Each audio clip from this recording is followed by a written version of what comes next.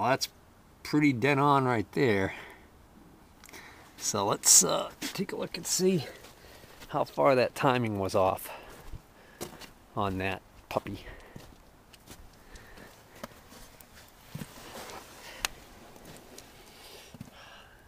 Not very much at all. You can see it there. So I mean, I could have easily probably have taken out that little bit of a mistiming with the adjustments here, the slotted holes.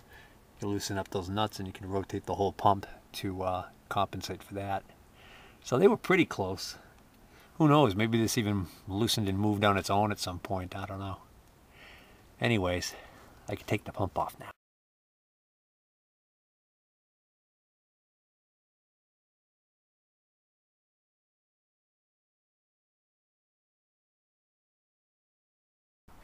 Now normally the first thing I'd want to do here, or what I'd want to do at this point, is I'd want to wash this exterior of the pump, of course with that closed up, and clean any dirt or grime that's on the exterior of the pump off before I remove it, to lessen the chances of contaminants getting into the pump.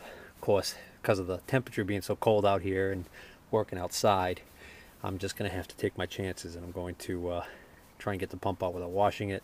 And I'm going to try and cap all the ports and then wash it inside. Okay, I just removed the fuel line, and now I'm going to remove all of the high pressure lines. It looks like I should keep track of the order that I removed these in so that I know what order to reinstall them in. I'm just basically going backwards. This one right here seems to be the outermost one, so that's this one here. I've already loosened it here. That's the number 1 cylinder, so I'm going to crack that one there and remove this line first. Alright, next line looks like it's going to be this one right here, so we're going to call this one the second line that I'm removing. But it actually goes over to goes over to here and loops back and comes all the way over to number 2. Oh, scratch that. Once I dropped this down and I moved it, I realized, because it's starting to get a little dark, I got that one wrong. That one loops back and goes over to here. So this is number 2 here. This one comes over here and loops back and goes to, goes to number 4 over here. Oh, finally. This elbow here in number 2, the second line I took off, I should say, tucks in behind that solenoid pretty close, so gonna make sure you don't arc out that sucker. Okay, the next line in succession is this one down here, so we're gonna call this one the third one I'm removing, but it is actually number 5, cylinder number 5 right there. All right, 3 down, 3 to go. The next one in order of removal is going to be this one right here, which is this top one right here on the pump, which is number 3. This is a good example of why I'm removing all of these. Not only do I want to remove them so I can move the pump back and out when I undo it, but also because pretty much one line is in the way of unscrewing the next one. I mean, as it is, it's pretty tight, but it's a lot easier. It gets easier to get these back ones out. Matter of fact, it's almost impossible to get those 2 back ones out there without taking these front lines out. So there. Just want to double check something. What did I say that was? This is the next one in the succession of removal.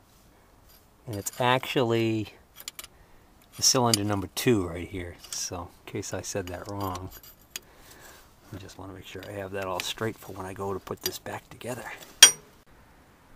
The 5th one to be removed, or the 5th one in order of removal, is this one way down here, which goes to cylinder number 3. And well, that's got an interesting kind of a, I don't know if you can see it there in the dark, but it's kind of kicked back at a weird angle. Last but not least, number 6 in the order of removal is the one all the way to the back side closest to the engine block, and that goes all the way over to number 6, which I remember when I was bleeding these, I don't think I ever got to crack number 6 open because of the fact that the way it's in there, it's a bear to get at. mainly because of this steel, heavy steel support right here. That's part of the frame for the loader. There it is, 6 high pressure lines. Of course, the straightest one of the bunch is the last one that is removed, which will be the first one to be reinstalled, which goes over to cylinder number 6. Now that's going to be a tough one because I could barely get in there to get that off. The hard part's going to be starting it to thread correctly when I'm reinstalling it. So I'll cross that bridge when we come to it. In the meantime, next step I want to do is I'm going to drop this throttle linkage rod out of the way. But I'm noticing it goes right over the top of the starter solenoid. So I think now, probably should have done it before I started this, but now's a good time to disconnect that battery. Hey look, I do have half a brain. I already disconnected the battery. Probably when I was playing with this whole timing thing, so that I didn't accidentally do something stupid and bump the starter. Alright, well anyways. Oh, I remember why. I disconnected the battery when I was taking the alternator out. Duh. Alright, well that works out well. Okay, that was easy enough. Now, the return line, or the drain back line for the injectors, connects right up to the top here. So I want to disconnect that fitting right there. It's getting kind of dark. Can you see it? Well, that one came off easy enough, but now this is a rigid line, copper tubing, and I can either bend it out of the way, but that could, you know, cause problems for me. So the easier thing to do is just to take this line off here at the number 1 injector. But I just want to point out, these are kind of stripped from somebody hacking on them over the years. This is when this type of wrench, this is a tubing wrench, comes in handy. You can see it's got the slot in it. Slides right over, and it's nice to have the occasional correct tool for the job. Alright, we're coming down to the wire here. Now the shutdown cable is still connected. That needs to be disconnected, but that's actually going to be easier to disconnect once I remove the pump from the tractor and pull it out this way, and then I can easily get to the back side of it. So next thing I've got to do is I've got to remove these 2, 4, 6, 7. Oh, look at that. I've got a missing bolt here. 2, 4, 6, 8. Only 7. And I can feel the beautiful rubber RTV in there that they stuffed in there to keep that from leaking. Alright, so I'm going to remove the 7 bolts to take this access cover off. Alright, I got the 7 out of the 8 bolts that were present out. One of them had a washer on it, the rest didn't.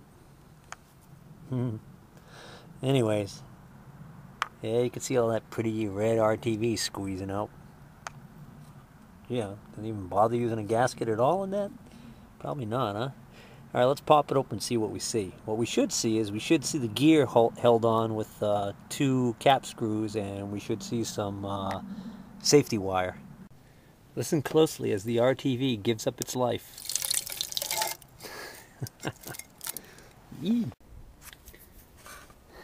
Oh, lovely.